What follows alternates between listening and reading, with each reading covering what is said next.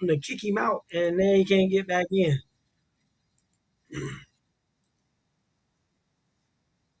Um, Basically, today we're talking about. Hopefully, my people come back on. Let me put the.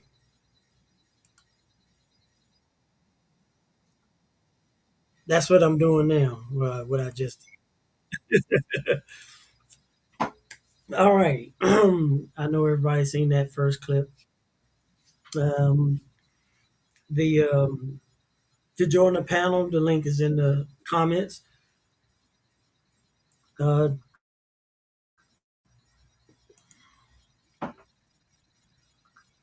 Shoot.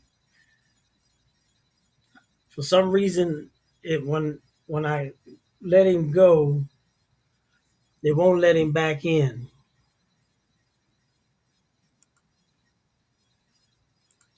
I don't know.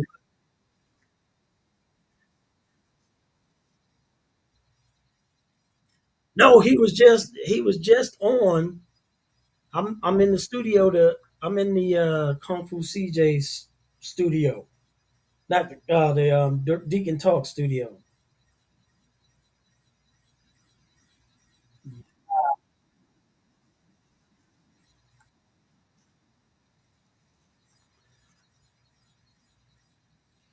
I'm trying to tell him to come in.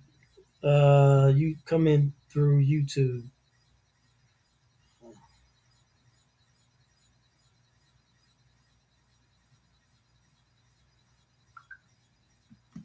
All right. I just showed the Wesley Hunt video.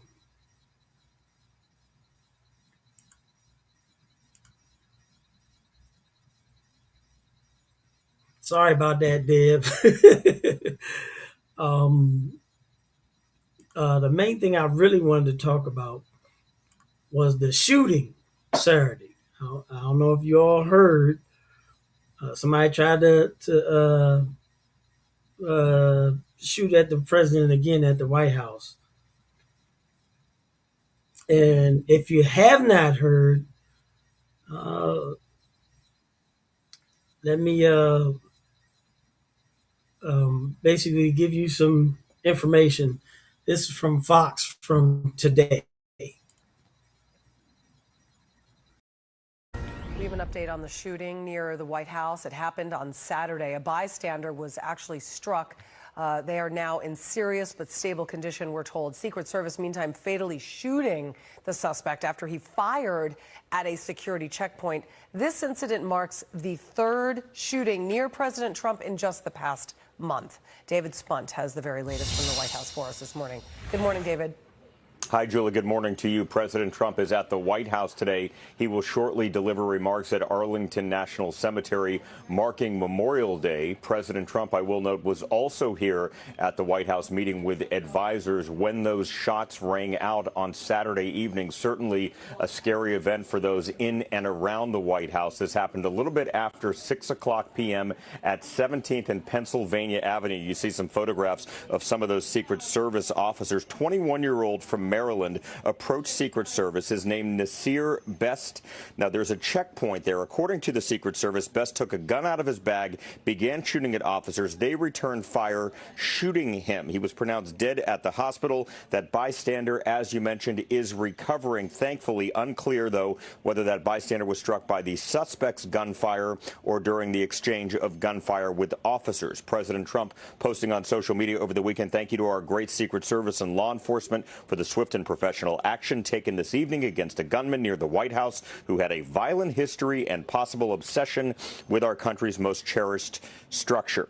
Now, Best was known to law enforcement. Our sources say he was detained twice last year, once in June for making threats to agents and once in July for entering a restricted area. This incident, though, on Saturday night, unfortunately not isolated. Today marks a month since a man opened fire at the White House Correspondents' Dinner in Washington, where President Trump, the First Lady, and senior members of the cabinet were all present. That shooter is in jail facing serious federal charges. If convicted, he could spend the rest of his life behind bars. And just a few weeks ago, a man opened fire at the Ellipse on the south side of the White House, on the other side of the South Lawn, injuring an innocent bystander. That person is recovering. Agents fired back. That person is facing serious charges, federal charges, as well as the shooter from the White House Correspondents' Dinner. President Trump was at the White House on May 4th when those shots rang out, and Vice President Vance's motorcade was not far by from the shooting that happened on May 4th here in Washington. Julie? David Spunt, live at the White House. Thank you. Brian. Thanks. Let's bring in retired FBI supervisory agent James Gagliano. He's also a Fox News contributor. Jake, can you hear me?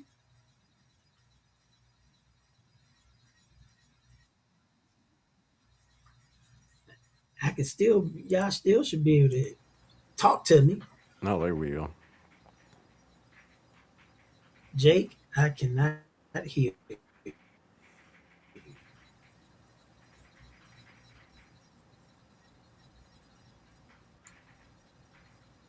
Say something. Can you hear me now? There we go. Let's go. What do you think about the events that happened Saturday evening? I think it's crazy. This is unprecedented. Like that man can't go anywhere without someone trying to kill him. Right. If this is the tolerant left, man, holy crap. I would hate to see an intolerant left. Like, wow. And they try to say that we're the fascist ones, but I mean, I don't know if this was politically motivated, because I believe he was apprehended before trying to gain entrance to the White House too. But even if this is a mental health issue, why did you let him out?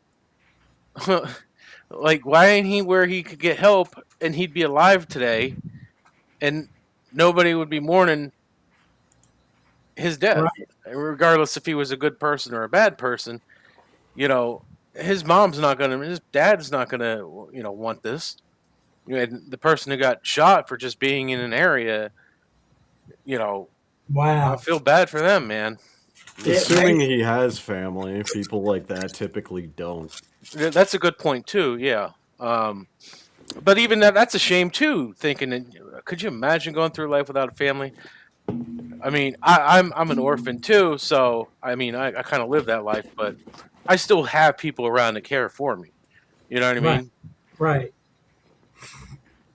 Dave, I mean, isn't this the same dude? Like, I saw this dude's picture, and I don't know if this is true, but isn't this the same dude that claimed he was Jesus Christ? Yep, that is the same dude. Is it the same dude? Okay, yeah. So, I love how you just see my mouth move, and there's like a bike show thing above my face. Oh yeah. I know, like, I'm trying to duck around it. Yeah. I don't know if he can move that. I'm trying right now. Oh no. It's fine. It's fine. I got to give him a hard time. So yeah, here's the thing. A, I think this is a mental health case issue. B, I'm really not. I don't know. I'm not surprised, because like there have been many presidents, even going back to Obama, that have had multiple assassination attempts. Oh, yeah. But the difference is we weren't told about it. It wasn't like publicized. I think Obama had like 16 different attempts on his life, right? Right. I don't know. I honestly think this is par for the course for America. There's a mass shooting every day, at least, right? And then now you've got people like that one guy who set some lady on fire at like a subway station. You have the other dude that randomly attacked the one. I mean, this is how Americans are. This is how America is. It's a violent place. It's a war zone practically, compared to how it used to be. I mean, I don't think really these mass shootings haven't been happening more. Okay, so that's a misconception. It's just they get more reporting. I'm saying it's consistent, though. Oh, yeah, definitely, absolutely. I mean, it's consistent, but you're right. It's getting more reporting, even though, and that kind of, in my opinion, makes it worse because Yeah. before it wasn't reported on, but it would happen every day. So it's like, well, it's still happening, right? Right, This is this is just kind of, I mean, even like with just what we see, how average people respond to, forget Trump, forget politics. I lived in Utah and I lost count of how many people were arrested or shot to death by police because of road rage. Someone What? cuts them off, they get a gun and they start shooting on I-15. Right? That's Are like, you serious? oh yeah, look it up. Like, Wow. I mean, that's a normal, that's normal, right? People pull out guns during road rage, right? Oh yeah. It's just a thing. So it's a I'll crazy. tell you a story that happened with me with sort of, it wasn't road rage, but I lived in Pennsylvania, and at the time I was working executive security, which is kind of my job. But there was Hmm. this guy who walked in when I was getting gas, and he's like, "Do you want me to wash your windows?" I'm like, "No, thanks. I don't need my windows washed." Well, he reached in my car and tried to pull me out. What? Yeah, he tried to pull me out and was hitting me, and I pulled my gun and I shot through the driver's side door, and I hit him twice. The first bullet didn't go through the door all the way. The second one did, and it went into him right above his navel, and Mm. it didn't go much further than that. But that was enough to make him back off and be like, "Oh." But he called the cops on me, and I went to jail for that. Wow. I was in jail for 3 days uh, because the store didn't even want to give up the security tape for it. They had to get a subpoena to get it. So once they seen the altercation, then they released me. But I'll tell you what, that was scary because the whole time the cops are like, "Oh, we're gonna get you for attempted murder. You're going to jail. Admit it." And I'm like, "But I didn't do anything." But I'll tell you, I was shitting my pants. Better believe it. Yeah, so I mean, the point is, it's like these things are common, right? Mhm. And so this doesn't surprise me at all. It's like another day. Well, all right. Um, um, like I said, I wanted to talk about it because I mean, we're talking about in the last 3 weeks. Somebody wherever the president is shooting. You know, and it should raise some concerns to not just Secret Service, but to American people at large because uh, people are acting nutty on the left. If they know that you're a conservative or they know that you think differently, they might just walk up on you and just pull a trigger or stab you or something just because you don't think the same way they do. You know, it's amazing. That like in my anecdotal experience when I was living in the US, that goes both ways because I spent a lot of my life in Minnesota, and I remember, I forget her name, but there was a Minnesotan senator, a congresswoman. She was killed. Her husband was Oh killed. yes, I remember Yeah, I Uh, that. remember that. their dog was killed. Conservatives were cheering that on, saying she deserved it. The dog deserved it. Like I saw that online, right? Really, really, and Yeah, like and That's that's not acceptable. no, well, but but I mean, the point is, it goes both ways, Oh, right? absolutely. Yeah. It goes both ways, and I think it's really, I don't know, politics in America is wild. Like yeah, I can't even like imagine that like here in Mongolia or like other countries. Like you don't see this. It's unheard of, you know. oh, in that case though, the guy that did the shooting was a Tim Walls employee, Yeah. and Oh, I get that. And I mean, I get that. So it's and I'm like not casting blame on like conservatives here. But my yeah, point just my point is that there, people on both sides want to see the other side destroyed. And when you have that mentality, you will get crazy people on both sides who are willing to do it. that's true too. Yeah, Yeah, there's that's there's definitely definitely true. crazy people on the right, man. I mean, look at what is that Oh that yeah, Southern Baptist Church people? Oh, you mean the Southern Poverty Group or whatever? No. It's that church that goes out and they protest soldiers' funerals and stuff Oh, like that. Westboro Baptist Yeah, Church. Wow. Yeah, those are some. I would not classify them as Christians in my opinion. me either. They are a terrible, terrible group of people. Mm, But they're on the right. They're definitely Yeah, really I mean, far on the right, yeah, and they would condone probably some of the people that they would condone doing that. it's well, incredible. yeah, and I mean, you have people like Dale Partridge who like incite that Hmm. with like pastors who like Stephen Anderson, Dale Partridge, you know what I mean, who incite that kind of rhetoric. So it's, I can't. While it is true that as of late it is predominantly people on the American left doing these things, we also cannot deny that there is a ton of rhetoric on the right, That's and it's how polarized America is, I right? mean, even someone going on Facebook and saying something like, someone puts a post up, they're like, "Oh, we're coming to get your AR-15s," and someone says, yep. "Oh, we'll come and get them over my dead body." That Right. follows that. That's a threat of violence. It is, and even though most people on the right Hmm. would probably feel that way, it is a threat of violence. Like if someone comes to your door and says, "Give me your gun," you got two options. One, you can give it to them, or you can make them take it. So there is a threat of violence, and even though it's a really tame variant of it, it's there, and No, most Republicans will definitely say, "Take it from my dead hands." You I know, got here goes some threats y'all need we want to talk about too. Check this threat out. President Trump working overtime this holiday weekend to hammer out a deal with Iran, saying there can be no mistakes. That's right. The president posting this morning saying in part, quote, the deal with Iran will either be a great and meaningful one or there will be no deal. Chief Foreign Correspondent Trey Yingst is live in Tel Aviv with the very latest. Hi, Trey.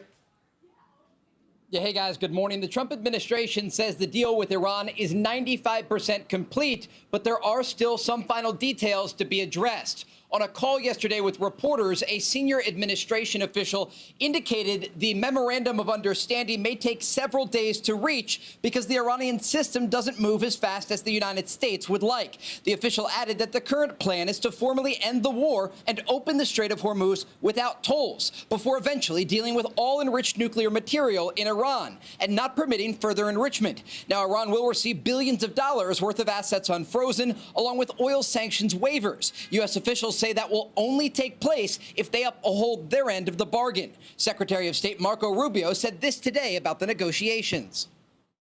We're still a work in progress. We have what I think is a pretty solid thing on the table in terms of their ability to open up the straits, get the straits open, enter into a very real, significant, time-limited negotiation on the nuclear matters. And hopefully we can pull it off. It has a lot of support in the Gulf. It has a lot of support globally. Every country that we've walked through it understands it's not just very reasonable, but it's the right thing for the world to get done. As the president said, he's not in a hurry. He's not going to make a bad deal. On Sunday, President Trump said in part on Truth Social, if I make a deal with Iran, it will be a good and proper one, not like the one made by Obama, which gave Iran massive amounts of cash and a clear and open path to a nuclear weapon. Our deal is the exact opposite, but nobody has seen it or knows what it is. It isn't even fully negotiated yet. Now, a military advisor to Iran's supreme leader also spoke about the negotiations overnight, saying this. About negotiation, the Islamic Republic has put the least costly path before you. The Islamic Republic is telling you that if you continue the war, we will make the American people miserable and the American economy miserable. Iran is here for a fair negotiation with you. The bottom line here, the Iranians will have to make serious concessions as it relates to their nuclear program in the Strait of Hormuz, or they are not going to receive any sanctions relief whatsoever. The president reiterating today he's either going to have a good deal or no deal at all. Guys? Yeah, so Trey, had the opportunity to speak with the president this morning, and I know you've been doing some reporting behind the scenes as well on this. The president wanted to make clear that he didn't want to delay the nuclear program. He wanted to totally dismantle it. So he said that any indication that this is anything like Obama's deal, he said that's not true because they're going to get the dust if he's going to sign on the dotted line. What are you learning? Yeah, absolutely. Administration officials are using this line, no dust, no dollars. And it's an indication President Trump is going to get that highly enriched uranium out of Iran, or the Iranians aren't going to receive any sort of sanctions relief. It's a very clear equation here, Lawrence. And when we look at the situation for the Iranians, they have to not only commit to not getting a nuclear weapon, but they also have to let excavators go in eventually and dig up that highly enriched uranium that was buried in the aftermath of Operation Midnight Hammer last summer, and then export it from the country. But the final part here is the advanced centrifuges that are used to enrich uranium at higher and higher levels. The Iranians have to dismantle all of this and make that commitment that they will never have a nuclear bomb, or there isn't going to be an agreement. Trey, we've taken out many of Iranian leaders. How has that impacted the deal-making process and also the possible enforcement of a deal? There's a reason that the Iranians have changed their tone at the negotiating table, and it's due to the military pressure that was exerted on the Iranian regime during Operation Epic Fury, where their military was decimated. Nearly the entirety of their Navy was taken out in U.S. and Israeli airstrikes. And then you had this economic blockade of Iranian ports enforced by the U.S. Navy that put crippling economic pressure on the Iranian regime. And regional sources tell Fox News each and every day that this blockade is in place, it is weakening the Iranian regime and their ability to rebuild this military program. And so the president was looking at this from a multifaceted approach, and it put so much pressure on the Iranian leadership in Tehran that it forced them back to the negotiating table to make these concessions. And that's exactly what negotiators right now are working out, trying to determine what the timeline in all of this is going to look like and polishing up those final details toward a broader deal. Yeah, we'll see if we get commitments. And then, of course, the question of whether there will be follow through. Trey Yingst, live for us in Tel Aviv. Trey, thanks, Trey. Oh my goodness. I have so many things to say Yeah, about me this. too. Okay, so first of all, it's interesting. A lot of this to me seems like propaganda because on the one hand, they're saying that the or the Iranian Navy was decimated. Well, if that's true, how are they been able to keep the Strait of Hormuz closed? Second, they claim the Strait of Hormuz was closed. That is incorrect because China, India, Singapore, Taiwan, the Philippines, as well as some other countries have been allowed, Bangladesh and Sri Lanka. They've had ships going in and out this whole time with zero problems. They haven't been attacked because their own governments went and negotiated with. So the Strait of Hormuz isn't even closed. Third of all, it's interesting that they're claiming that the Iranian regime is weakening, but Fox News, the same place, will tell you that the Iranian regime is still killing its civilians. It's still in power and it's still killing its dissidents. So which is it? Both can't be true here in any of these situations, and that's why I can't take this seriously. And another thing I want to throw out there is Iran has been under these sanctions for well over 2 decades, right? Oh, more than 40 years. Yeah, more than 40 years, right? So for Fox News to say, it's crippling them, they've lived with it, if they don't, no dust, no dollars, right? If you don't do these things, we won't give you sanctions relief. Well, guess what? They've lived for 40 years. People were born in it for 40 years. They don't know anything else. They don't care. I think it's propaganda too. I think but I do have to disagree. I think that their government can be weakening, but it's not enough. Like, they can slowly lose power and kill their people. I'm sure it's happening, but I think this dust for dollars things is kind of propaganda because all their centrifuges are probably damaged to the point that they'll never be useful again. Because if you know anything about these centrifuges, I've read quite a bit about them, but they have bearings inside of them that have to be aligned up to like 0.001 millimeter. And any deviation from that, and you turn these things on, and they'll just rip themselves apart. Mm-hmm. And when a lot of people don't understand what these bunker buster bombs are designed to do, they're not designed to blow stuff up per se. They're designed to use the the rock structure that they're trying to penetrate as the bomb. So when it goes down and explodes, the explosion really isn't that big for the size of the bomb.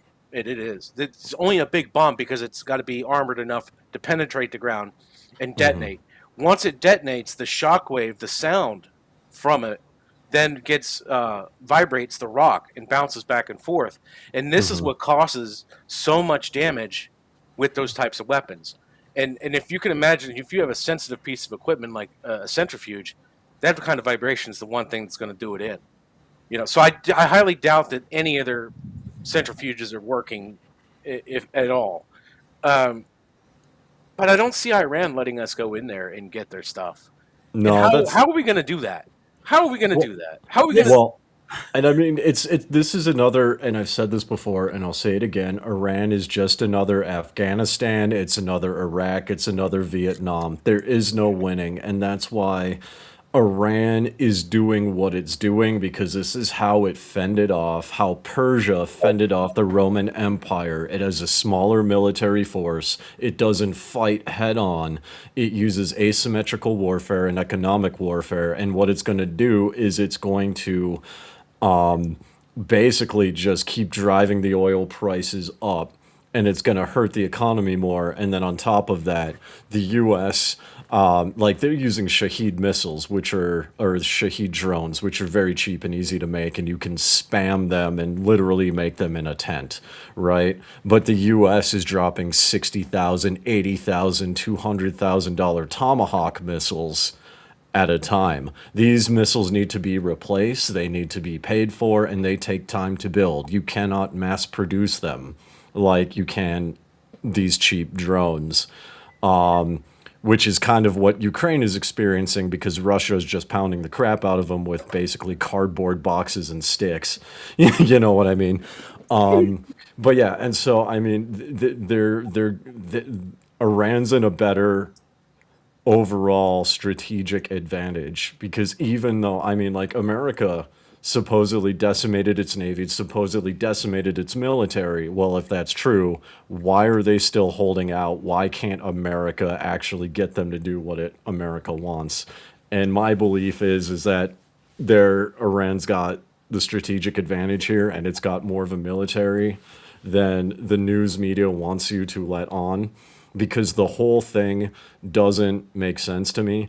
First, Trump was upset that the strait was closed, allegedly. Even though there were ships going through it through other countries, it was closed. So he sent the U.S. Navy to force it open. Well, then what ended up happening is Trump said, you're not playing fair, you're not making a deal we want, so we're going to blockade the strait and keep it closed. Wait a second.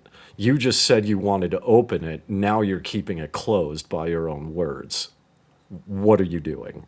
Right? I think Trump doesn't want boots on the ground. If the only way that we win this conflict is boots on the ground, You won't even win it then. whether it's our boots or the Kurds' boots, the only way. We don't need boots on the ground. Israel has boots on the ground, and right now, the Iranians are hiding. They're hiding their leadership. They're hiding where their military are. And as a person who's been on a strike destroyer that carried 12 Tomahawk missiles, 4 of those missiles are special. And when I mean special, I'm talking about parking lot type special. Nuclear weapon. Okay. And so here's the thing, and I learned this listening to Bill Federer. Muslims don't just give up. They'll wait you out. They're not gonna concede defeat. You have to kill them. Yeah. And so what's going to happen is the same thing that happened in Japan. We're going to drop 70 million pamphlets over the country and tell people you got 72 hours to get out the way, because this about to happen. And I'm telling you, if that happens, they're gonna give up. No, I don't think they would. Yeah, No, they wouldn't. No, they wouldn't give up because I mean, you look at Afghanistan, you look at Vietnam. Vietnam was napalm to smithereens, and Well, even Vietnam was a you're different talking. conflict. You're but That was in I a mean, war of attrition. That was a yeah, but completely different but battlefield. but that's how they're fighting. That's how Muslims Mm, fight. That's how Muslims fight. So here's something. So I've been to mosques and I've studied halal finance because I used to work at Wells Fargo. I have very good friends that are Muslims, and I've got a very good inside kind of deep dive on how that works. And it's very similar to like how dynastic China outlasted other countries and how China's playing the long game against the United States, right? It's the long game. They're going to wait it out. It's an ideology, right? So you could do the parking lot thing, but if you look at Japan, Japan was still fighting. The emperor had to step in and tell them to stand down, and even then several of his generals refused to stand down, and Russia was they were still fighting Russia. So even if you were to do that, I agree with Jake, they're not just going to back down because no. you do it. Also, Iranians, many Iranians, because I've talked to a few. I've talked to a few, and they do not like Americans at all. They don't like their regime, but they also don't like Americans because Americans put the Shah in the first place, right? And Americans have been bombing them too. So like it's, if Americans were to do that, you'd have like a Hamas and Israel situation. Okay, you can flatten Gaza. You just make the average person hate you more and take up arms because it's a battle of ideology. Well, it's kind of like even if we got boots in the ground and we completely took out the Iranian leadership and military, you would have to do something sort of like we did in World War II with Nazi Germany. You would have to re-educate an entire population, and then when you do that, worry about that country going ultra liberal like Germany is now. I mean, Don't they're forget Operation Paperclip. Don't forget yeah, Operation Paperclip. You got to take the good ones for yourself. you got to yeah. think about this. You got Iranians celebrating here in the U.S. and in the U.K. thanking Trump and Israel for what they're doing. Sure. And I've There played, was. I've played a lot of clips Hmm. of them celebrating because they knew what it's like, or their grandparents let them know before Hmm. 1979. Difference is they're here in the Yeah, United yeah, States. They have that right and the ability to do it. Well, it's not just that, but I mean, you have to keep in mind that like all countries are a mixed bag, right? And I've brought this up. I don't know if it's on on this channel or on a different channel, but me and Kung Fu CJ talked about this. Many Iranians support the regime because many Iranians either are related to them, they're Muslim, or right. it benefits in them in some way. That's why they stay in Iran. The reason why people in America, Iranians in Iran or in America and the UK celebrate is because they're more westernized than the Iranians who choose to stay, Well, you got to right? remember, if you look back before the guy took control of Iran, you wouldn't have been able to tell Iran from New York. That's right. Sure. But So, remember, it was and Americans that did the overthrow. It was the CIA that did the right, overthrow. So it's really, this is the interesting thing for me. You are correct. However, America changed that to get the oil, and now America is upset that the regime they put in hates America and wants to get a nuclear bomb. So now they have to go back in. Had America just left Iran alone, this wouldn't have been a problem in the first place. It still would have been like Iran in the 70s. It would be a more westernized country. Like, I would argue, it would be more like Saudi Arabia or yeah. Dubai or Abu Dhabi. I think it'd be more But, like South Korea, to be honest, because Yeah, they already had dance clubs and they had strip clubs. Like they were well, pretty so does pretty Abu crazy. Dhabi. Yeah, Yeah, yeah, I mean, but it's Muslim, have you but yeah, yeah, so have does you been Abu there? Dhabi. Have you been there? You know, you need to get a permit to do those types of things as a tourist. True, I'm yes, Saudi true. Arabia. Yeah, if you don't have a permit to drink and do Western activities, they send your No. ass to jail. That's Well, in crazy. Saudi Arabia, that's actually changing now because they're going to terrorism. But you're right, that used to be a thing that changed, I think, like recently, like 2 years ago, I believe, Just from what I've recently, seen women online. are allowed to drive in Saudi Arabia. That Exactly, used to but be a but but that but never. that's my point. Is like you are Mhm. right. It would be like a Middle Eastern version of like South Korea or New York or something. Except America went in and did all this, right? This is the problem that I have with foreign intervention because it causes problems for the taxpayer in the long term. But let's talk about who in power made the decision to do what they did, because it His wasn't name, Republicans. his name Jimmy Carter. It And Well, wasn't Republicans. here's the thing. It doesn't. So my view is Republicans and Democrats are two wings of the same bird because they both profit from these things, right? The military industrial complex. It doesn't matter if you're a Democrat or Republican. Military contractors get paid stupid amounts of money to make these weapons, and Republicans and Democrats get paid stupid amounts of money Yeah. by lobbyists to do it, right? So you're right, Jimmy Carter did do this, but Republicans also got paid a lot of money to go along with it. yeah, they didn't Right. fight hard enough against. And guess what? We have Republicans in office who, went into Vietnam and went into the Middle East and went into all these other countries to destabilize and do all these other things, Now, right? I am wait not a a fan of minute, forever wars. wait a minute, What Dave. I'm a fan of is colonialism, because if we still had colonialism, this wouldn't be an issue. Like, Because we'll be nationalists and we look. That's y'all problem. Don't come over here. But listen, Yeah, exactly. I like Korea, nationalism. South Korea. The reason why we ended up in Korea is because they asked for our help. They seen what we did in World War Sure. II. The same thing happened in Vietnam. You had the I think it was even the northern part that did not want to be communist, it and was so South they Korean asked, or huh? South Vietnam. Yeah, they did. They asked us for help. North Vietnam, bad guy. South, Yeah, they good. asked us for help. What was and at the time, yeah, we helped them. However, we lost a lot of lives when, if like Jake said, if we was colonialism, we'd have been like, sorry, pal. Long as it don't come over here, you good to go. Bye. Yeah. The phone up.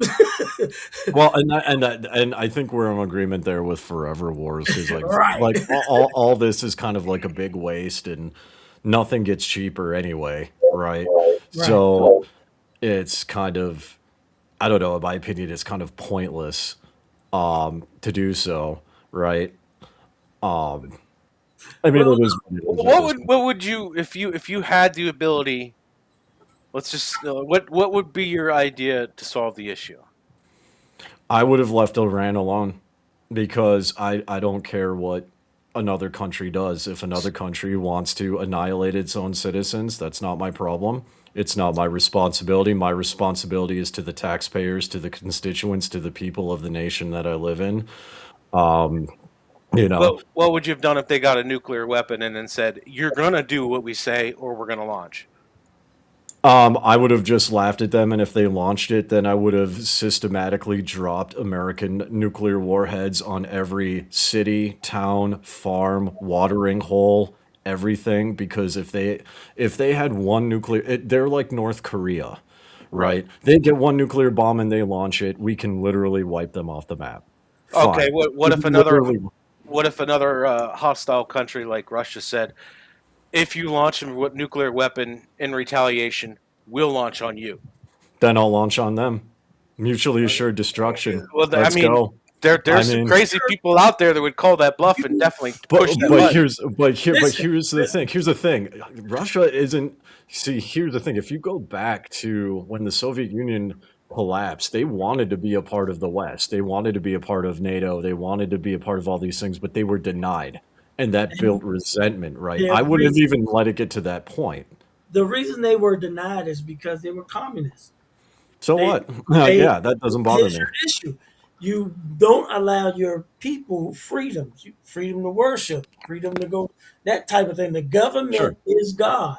And so, yeah, they were like, yeah, you're oppressing your people. That's the reason why the I Soviet think why they were denied was simply uh, the Western world looked like, okay, so if we take them under the wing and we do become allies with them, then we have to start turning over our technology to them, because that's what we do to all of our allies. We do it for England, we do it for all of our allies. We give them a little bit of our technology. Then what happens if that country, 30 years, 40 years down the road, gets advanced technologies from us and then says, you know what, joke's on you, I played you, and then uses that technology against us? Yeah, that's something that I'm also against. Just because you're allies doesn't mean you have to share technology. Yeah, I Because of think, things yeah, like that, you look at the Taliban, you look at ISIS. Both of these people were funded and armed by the U.S. Like that's yep. probably a bad idea.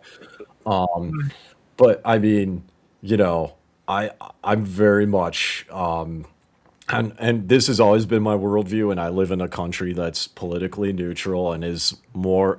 I don't know if it's fully isolationist, but I mean it more just keeps to itself.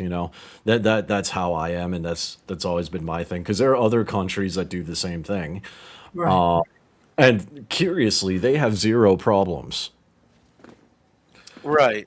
True. So, I mean, it's kind of a pick your poison kind of a thing because Well, I yeah, think. they're not a world leader, but also they're not having these Well, problems. I think the problem boils down to, at this point, United States, due to bad decisions over the years, has Hmm. given away our industry and our ability to produce domestically. So now Right. we are literally forced to rely on what we'd consider enemy countries, for products like China. Like, we're not friends, but we'll buy we'll buy their stuff. We ain't friends with them. Yeah. We don't have Well, the ability to do that in house, because if we did, we wouldn't have to go to anybody else. Maybe for some, raw material, and that would be it. But we have. not even that. Not even that. My Yeah. my opinion Yeah. my opinion is very, very simple, right? Even if you were to reduce the military budget, America would still have the most powerful military under the sun. That's So you right. reduce the military budget, you throw all that money at rebuilding Detroit, rebuilding like manufacturing hubs like there were in the 50s, and then you inspire Americans to get jobs and work that you bring that back in house. Right. You're not forced to rely on it. The reality is it's greed, right? The American consumer wants to save money, and Yeah.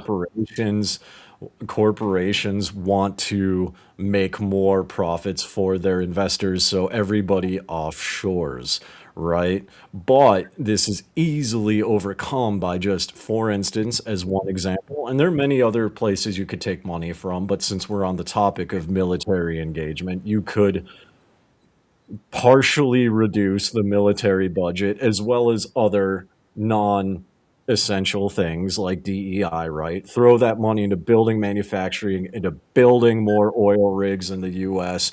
That way you don't need to rely on any other country, but Right. it'll cost money. It's I doable. I We don't have think, to rely on any country for oil anyway. We have our own yeah, oil. we have enough right here. But the Yeah, craziest thing people is, they're now coming to us to get their oil because we got Iran blockaded and they can't get the oil from Iran. So they're like No.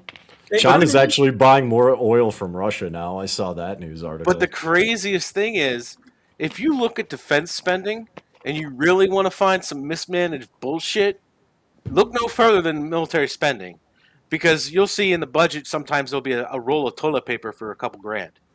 Oh yeah, yeah, Why exactly. is the Yeah. toilet paper? What are you wiping your ass with? Like, come on. I, I mean, I think if we had a really good budget, but it'll never happen because a lot of people in power would end up in Yeah. jail. They'd have to. Well, yeah, exactly. But I mean, this is easily solvable. It's just people don't want to do it, but they want to like complain about it, right? Um, so I mean, again, this is one of those things where, like you said, America's kind of reaping the results of bad decisions of over the past arguably 50, 60, maybe even 70 Yeah, years. I would say close to Now it's 70 committed. years. And Now we're punished. now it's committed, and now it's got to make a choice. Does it continue to do what it's doing, which is insanity, expecting a different result, or is it going to do something that China did and other countries have did and said, okay, we're just going to shovel everything we have Well, you know what my into our solution is? My solution is quite simple. Uh, Take the defense budget, cut it, slash it, put it into the space program. If we all as humans stay on this one rock, we'll destroy each other. We'll We destroy each other on other rocks too. Like Yeah, that's just but how like, humans are. honestly, space is big enough for anybody and everybody. It's impossible for mankind to take over it all. But if you had like-minded people just decide to leave and find a new place. And we probably could come up with the technology to do it, but we're too busy fighting each other. So if we got off this planet, things would calm way down. There'd be less interactions. Like if Christians really want to just leave and go find another planet and make a whole Christian planet with nothing but that, We'd be fine with that. Please do that. Thank you. I'm not religious or anything like that. Yeah. But it would cause less. It would be like Earth would be fucked.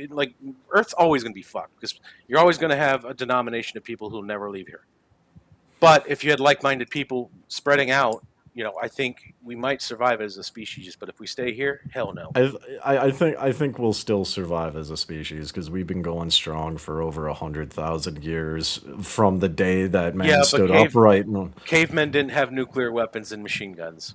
Well, sure, but I mean, there was still a lot of them just froze to death in ice ages. I mean, if there's one thing that we're good at as a human society is killing each other and coming up with new creative ways to be cruel and kill each other. True, but also humans are just as easily resilient as shown from the caveman, where true, they didn't have nuclear weapons or machine guns, but they catch a common cold and they die by the age of 12, right? And the average age, the life expectancy is 30, right? But we as humans, we're resistant, we're resilient, so I feel like it balances itself out. I mean, if there's aliens out there, no wonder most of us don't know about them because look at us.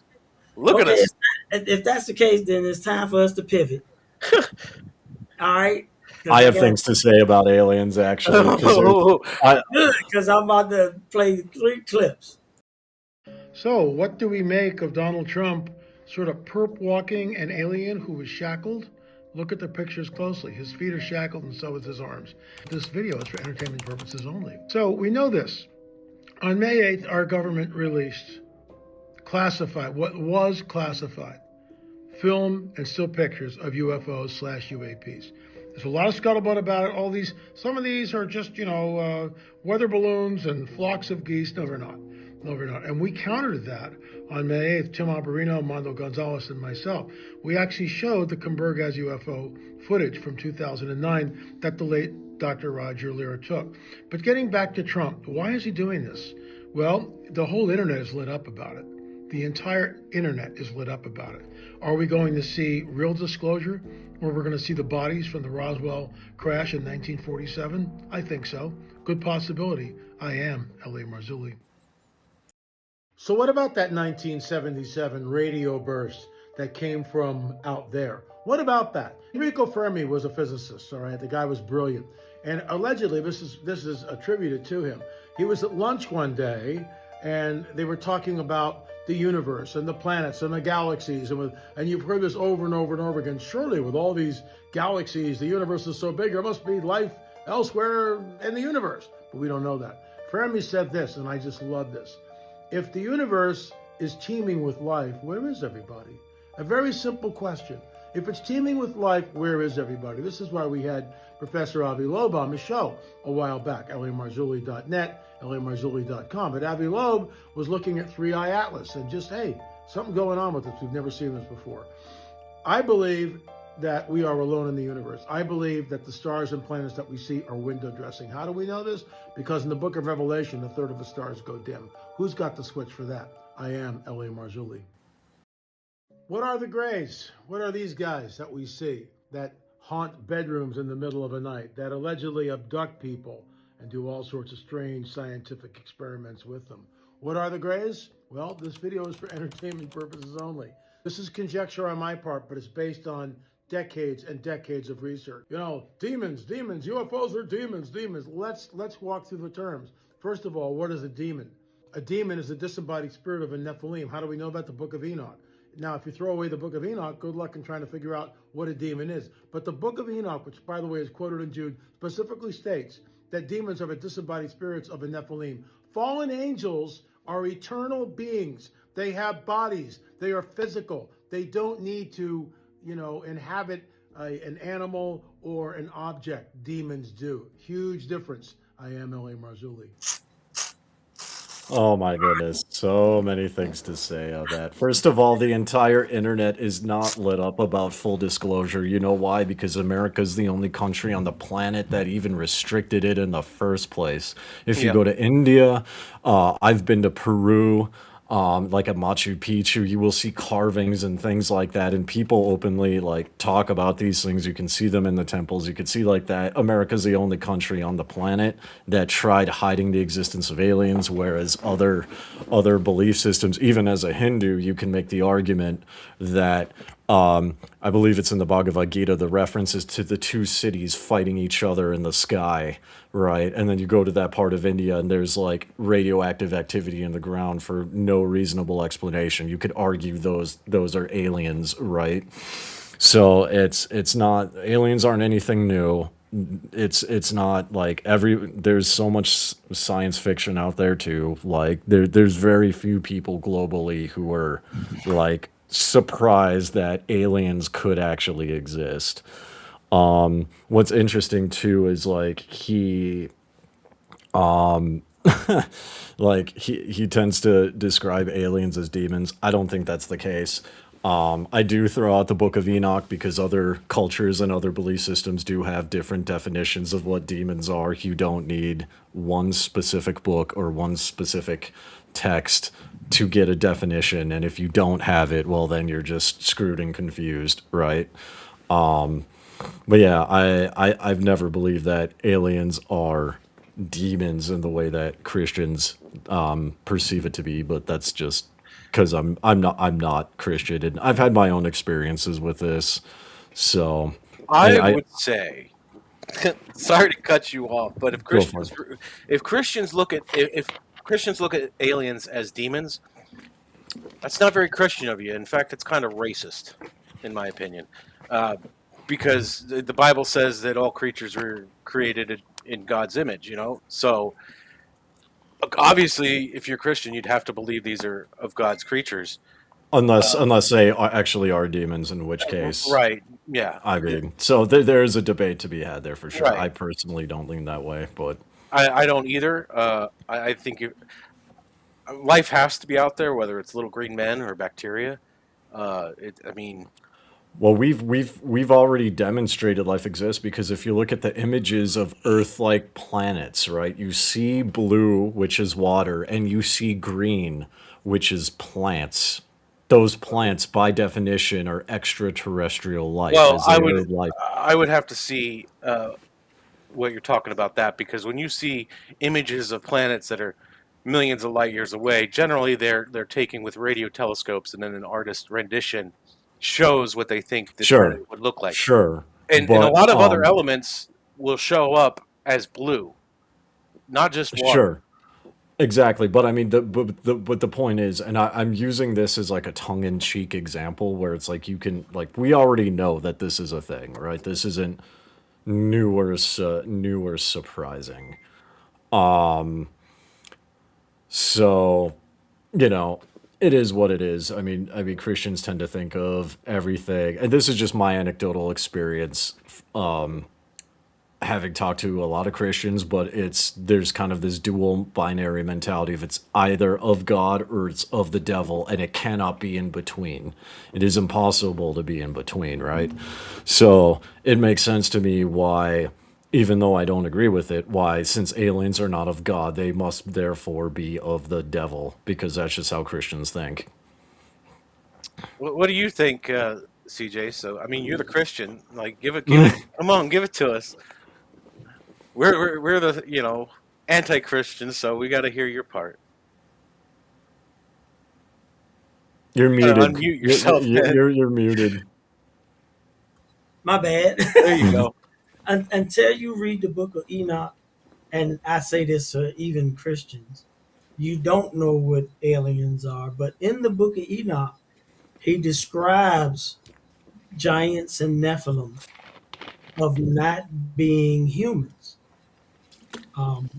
When God cast out Satan into the earth, he took away their spiritual bodies. So they do have some type of form, but in most cases, they have to they have to enter somebody's body in order to have have something to function with. Um, I like L.A. Marzulli because he's done the research. He has a series out called The Watchers, and I watched it. I even watched some of Doc Marquis, some of his stuff. And Doc Marquis is a former Illuminatus. He's passed now, but he has an actual video that was inspected by professionals of demons in a junkyard.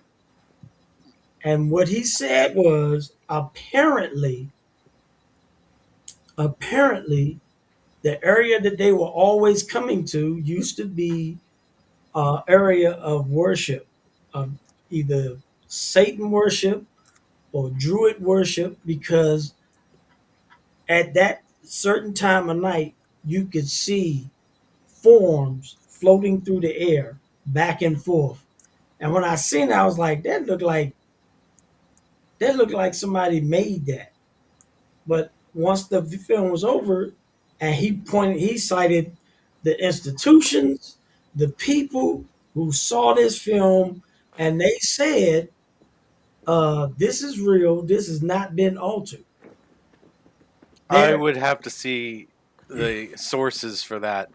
So, I mean, here's the thing, and this kind of goes back to my like, are they demons or are they not? I do believe in spiritual things like this, but I don't necessarily assume that they are demons, right? And this comes to my own experience with them, not just like demons, but I could go and talk about several experiences I've had with extraterrestrials that are fundamentally different than my experience with what would generally be considered demonic activity. Very fundamentally different, right? And so, while sure, there are people who are of these institutions, and sure, they've made these observations. Does that mean they're interpreting them correctly? Does that mean their interpretations are correct, but it's not universal? There's a lot of variables here that need to be addressed, right? There's a lot of variables here that just practically need to be addressed, and I don't think this is like even a religious thing. I think it's just a basic discussion thing, right? It boils down to what is considered an extraterrestrial, like what is life? How do we define life, right? So that's really the core thing: is what is life? Is what CJ referring to? Are these things actually alive? Is the first question. That's what it boils down to. It's not even religious, in my opinion. Do you believe that we have aliens in cold storage and alien technology? I believe we do. I mean, That would not surprise me. yeah. I mean, there's too much evidence. Like I said, if you research L.A. Marzulli, you're gonna be like, So, wow. Well, if we well, did it's have, it's not just that. It's not just that. I mean, I like watching documentaries. I like reading declassified files, right? And so anyone can get on the internet and say anything. I can get on here and talk yeah, about my experiences. Now, what matters to me is the government is releasing documents by admirals and generals and people who work at nuclear missile silos who have scientific data of UAPs and extra. I care about that, and that's coming out. That's declassified, right? You That's know. that's what he that's who he interviews. He interviews Yep. these people. And here's the other thing. He goes to different countries, Hmm. and he has gone to Peru where there had been giant skeletons found. Yep. He has sent that stuff back to the Smithsonian here in America, and when he asks for it, they don't know what he's talking about. Yeah, I know who he is personally. I think he used to have something, or Netflix used to host one of his things. I am familiar with who he is, and having been to other countries too, right? Like, and it's one of these things where a lot of it is going to be like speculative all around because we just don't know. And then on top of that, there is There's the question of how, um, like, what we know about the Earth in of itself, right? So it's like, my wife and I were talking about like mermaids, and she was showing me something like, mermaid off the shore of a ship, and then some people are like, is this real? Is this AI? And there's a bunch of people from the US Navy who start telling their stories. And I've heard a couple stories from sailors that I've know of like, yeah, these things are real. And so it's like, well, I mean, when we factor in the concept of space travel and the fact that if you are on a star 2 million light years away and you look at Earth, you would see the Roman Empire. You Well, would. you would see, you're going back a little bit farther. You'd see Neanderthals and stuff at that point. Well, But yeah, no, I get what you're talking about. no, there's a whole mathematical Well, no, algorithm for it's them. not because 2 million No. light years. You'd be looking if you were 2 million light years away, looking back it Oh, up. 2 million, You yeah, would see yeah. two I million see years what in you the said, past. yeah. But yeah, I Yeah, get what you're saying. Yeah, you could see the dinosaurs walking around if you yeah. were 65 million years away, looking Well, back. exactly. Yeah, you guys get, yeah, I bad example, but you guys get what I mean, right? So it's like, The eh, only way you could defeat that is if you could defeat the laws of physics and be able to travel faster than light. Which or subspace. I mean, yeah, I mean, subspace too is a little bit more science fiction, but it might not be. I mean, we don't have enough Well, information. so here's the thing is, when I say subspace, I mean, you're right, we don't know, but we have it on paper. So on paper, on paper, hypothetically, it is possible to use subspace rifts. How that works, no idea. Nobody Right. knows. But on paper, it's possible. It could be possible, I should say. It could be possible. So that's another way around it. But it makes me kind of wonder, it's like, are these are what we're seeing in like the gray, like the grays, for instance, it's like, could this just be another sentient native species we don't know about, right? Because I mean, we haven't even explored 98% of the ocean floor, right? There could be an entire city of people down there, and we just don't know about it, for all we know, right?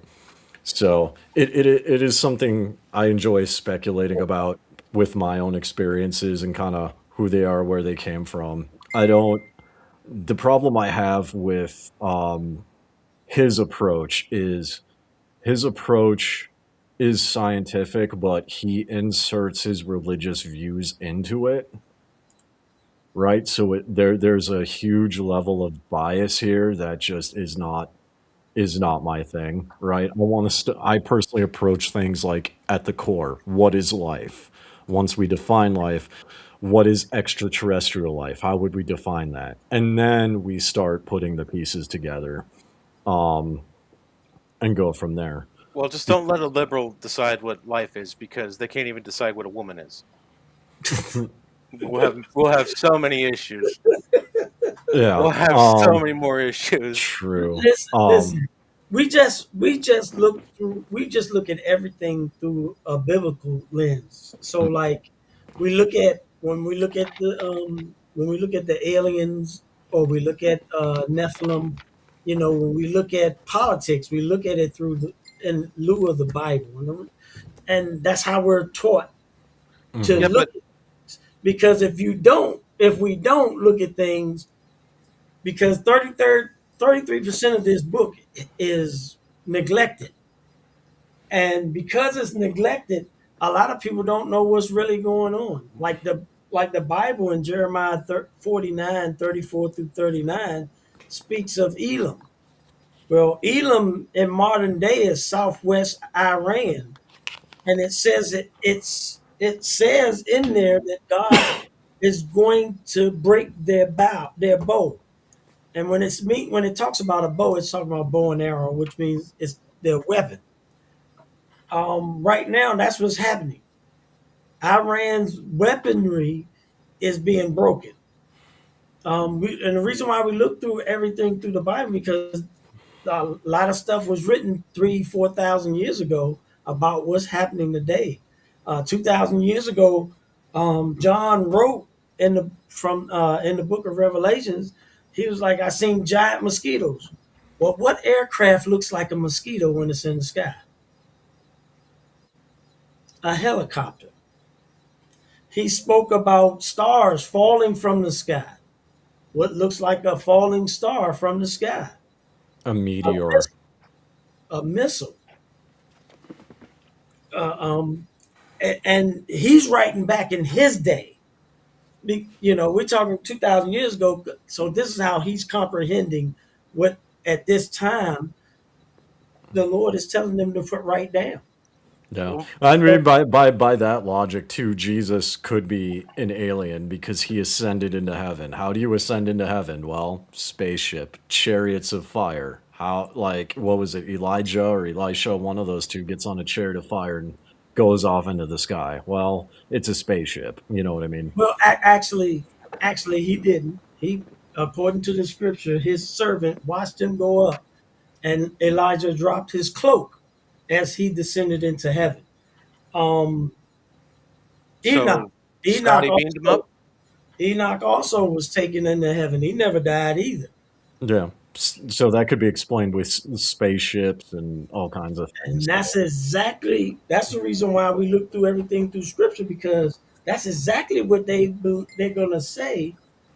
But maybe 25-30% of the population disappears from the planet. Well, let me just say this: like the only issue I have with you looking at it through a religious lens is, uh, how old is this book that you've been reading, and how many times has it been rewritten and reinterpreted over, the millennias? That's a big issue. That's one of the reasons why I'm not of faith, is because man lies, and we have no clue who was editing this book and why their motives to doing so, and if they let some things out or things lost in translation. Here's the deal: the Dead Sea Scrolls, which were written 300 at 300 BC, or they were aged at 300 BC, has every book of the Old Testament in it, except for the book of Esther. And when compared it to the King James Version and all other translations, they're all correct. Yeah, but when This was you found in 1947. but when you look at translations of dead languages, because that's what the Dead Scrolls are, they're nothing close to what we have today. There No, are a lot of words and sentences and phrases that do not directly correlate and translate to the, English or any the, other language. the Nassenes are Hebrew. They were the keepers of these scrolls. That means they're all in Hebrew. But And they're guess not. the Israelites today are speaking Hebrew, the same language from 2,000 years ago. They are. It's not, well, it's not the same though. Yeah. It's Yep. uh, It's not directly the same. It's a because subfamily. yeah, because languages change over time. I mean, just like English, like we don't speak English the same way we would 200 years ago. I know 200 years ago, it was more of the king's language. I have a Geneva Bible, and I could barely read it because it was in the king's language from 200 years ago. However, when comparing it to my up-to-date Bible, there's nothing been changed. There's nothing that has been significantly changed. Maybe something. How would I say? Is it a it's a synonym? As far as words go, as far as what this and this mean the same thing in different languages. And so this book, this book has been around a long time. The Catholics added the Apocrypha. The Council of Nicaea took the Apocrypha out. Your now touted Ethiopian Bible, all it has in it is all of the fake scriptures that Paul and his followers spoke about, like the Gospel of Thomas, um, Mary's Gospel, and things like that. Those books were not considered for Scripture. If you read the four Gospels in the Bible, it'll be like a detective reading witness statements. All right, is there a way I can share some media here? I just want to show you really quick. Let's see if it works. Did that show up? There you Okay, I don't know Well, if anybody okay. else. Well, so to De Blanco's point, no, the Hebrew language is now translated to English. If you speak in Chinese, you would obviously get in your language. No, because different languages work differently, right? So, like being an American in Mongolia, right? My wife like there's been different situations where she will tell me there's no translation in English, but there's a Mongolian word or a Mongolian phrase for it, but there's no literal translation, right? And that's the same when you translate fundamentally different languages. Because like even like if I were to take you to India and let's say Hindi, one of the most common languages in India. Granted, there are 40 plus, but Hindi is one of the most commonly spoken. The sentence structure is completely different, which means that the sentence itself translates differently, and there are not correct English translations for many things in Hindi. So you can't even, like, if you were to take the King James Bible and translate it into Hindi, like, in many cases, it just doesn't work. Yeah, we're not trying to bash your religion or anything. I'm Yeah, just yeah, we're pointing not out bashing. Yeah. if you trace back to the times of when the Bible was written, which would be pre-Arabic, you're going back into Ethiopic languages, which would have been spoken at the time around the Bible being written. And then it goes to Arabic, and then it changes so much that things are lost in translation. And I'm not saying the Bible's wrong. I can't prove you wrong. I can't prove a negative, right? There's no way for me to do that. I'm just Exactly. saying there's a good amount of evidence here from my eyes to say that there's probably some stuff that's wrong, just because of the evolution of language over the generations, and the Yeah, and fact that if I would tell you a story, and you would go tell the same story to 10 other people, one of those 10 people are going to not be able to repeat the story exactly the way I said it, and that's a proven scientific test that we've had, and go. it's the same thing with the Bible.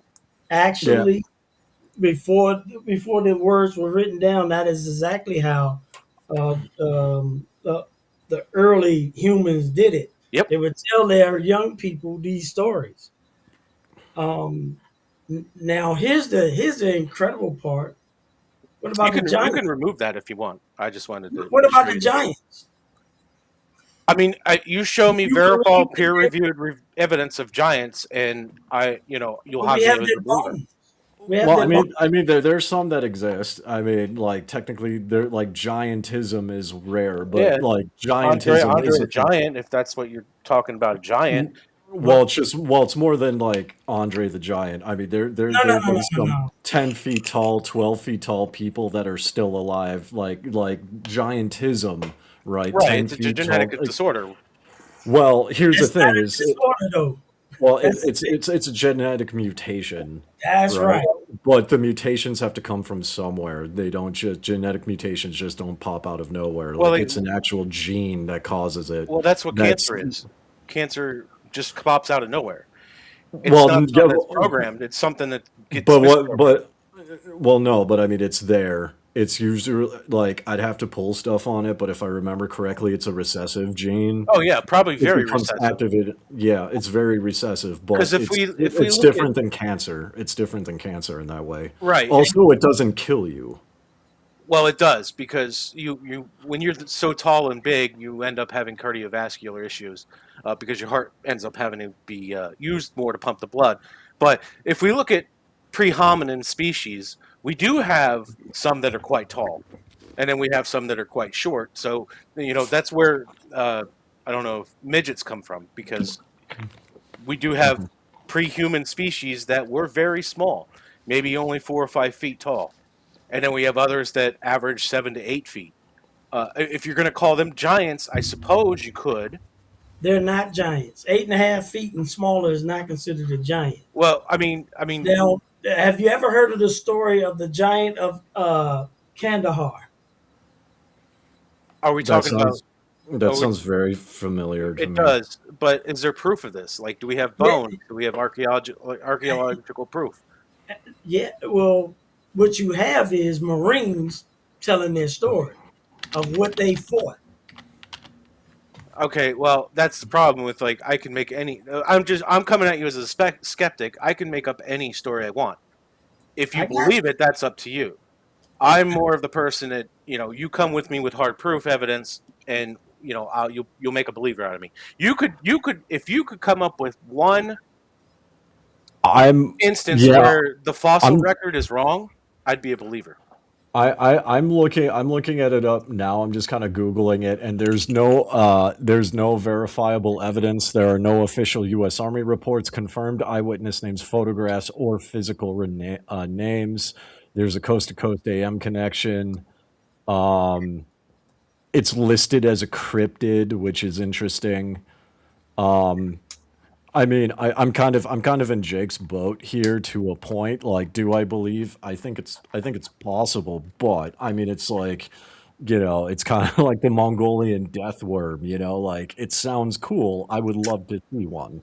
You know, I don't know uh, about that. I wouldn't want to see one, but but yeah, it's like a cryptid. So it's like I'm open to it, but I'm kind of like Jake, where it's like, and yeah, there are fossils of like giant beings, and those are things to be. I'm interested in. The question is because there are so few of them. The question I would have is how prevalent is it? Is it an actual race of people that were 10 to 12 feet tall, or is it like what we've seen today, where like one or two people walking down the road are just like abnormally huge, and that's it? You and know. you got to understand too, people back in that time period were generally shorter than what they are today. So if you were a Jew back then and you've seen an incredibly tall dude, this would definitely amaze you and probably even terrify you. Yeah, because I mean, like check this out. when I went to Peru, I was like as tall as I am now. I'm like 5'9", 5'10", right? But like people in Peru are really short. Like I was taller than everybody. All right, now check this out. I got some footage here. This is from Louisiana, 1919.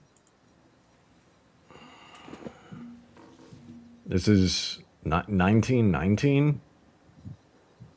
That's what they said. Hold on. Try and put myself here for reference. It actually looks pretty cool. But you can see where it was made out of concrete and it's fractured. There's our giant human being. Try and put myself here for reference. It actually looks pretty cool. But you can see where it was made out of concrete and it's fractured. That's about this. The shadowy coast of Barbados, divers made a bone-chilling discovery. Half buried in the sand, a human skull staring back at them from the seabed.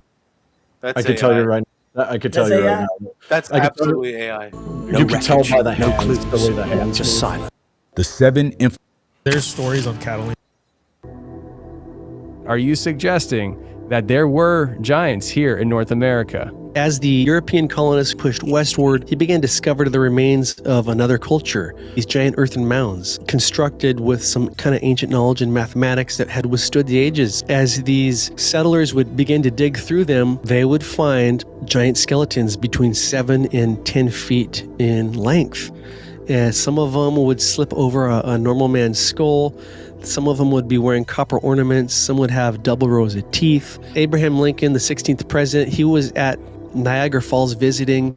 He's reflecting on what he's seeing there, and he wrote in his journal, "The eyes of that species of extinct giants whose bones fill the mounds of America have gazed on Niagara as ours do now." End quote.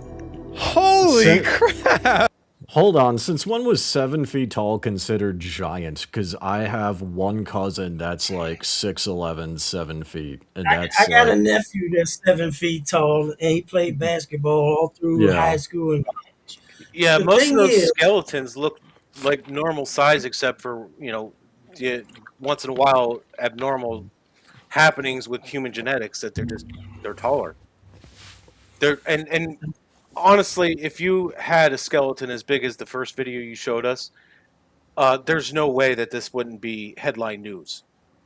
There's no way.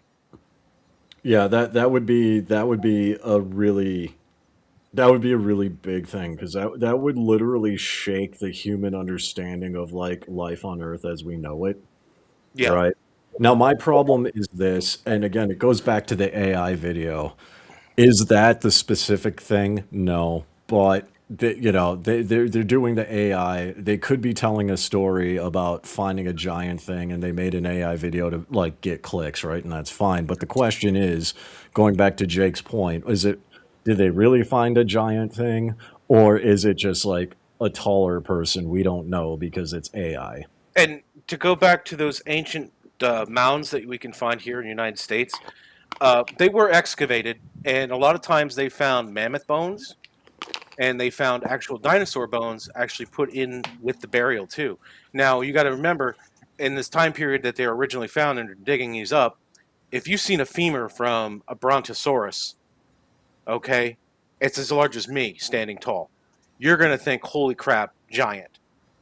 Okay, but without the full skeleton or modern anthropology, you're not going to understand what you're looking at, especially for people when these fields weren't even invented yet. Well, they were just coming into infancy at this point.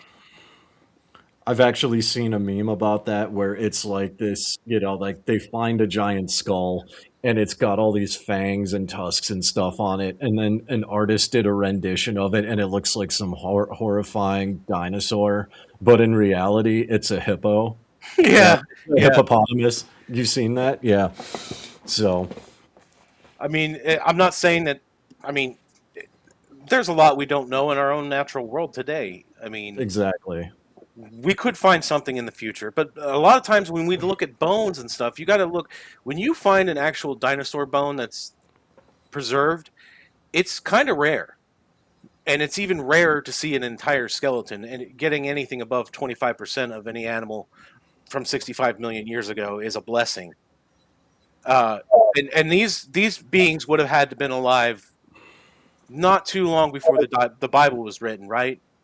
So if they were found, we would definitely be able to pull DNA from these bodies, their bones, with today's DNA technology. Actually, L.A. Marzulli did pull DNA. You know what it found? Just an X. One X. No XY, no XX. Well, I mean that obviously then that person couldn't have lived there very long. Or that person was not fully human. Well, I mean, I don't know. I don't know too much about the genetics with XY and stuff, so I'm not gonna like try to. I mean, you would need an XY or XX, but I mean, even if it's not fully human, right? We don't know we haven't fully mapped the genome of hominids or Neanderthals, right? So we don't know. It could have been a Neanderthal. We just don't know. Right, but all species of animals have, whether they're self-replicating like some worms and lower species can do, they all have an XX and a YY, whether they're asexual creatures or not. They have all those in them. Well, that goes back to like our understanding of the world as we know it, because right, and now it's also entirely possible that the DNA is corrupted. Yeah, That's and also possible. an AI is a good tool, but as you've seen with that guy that divers diving around, it can also Mhm. be quite a damaging tool for people trying to learn actual science.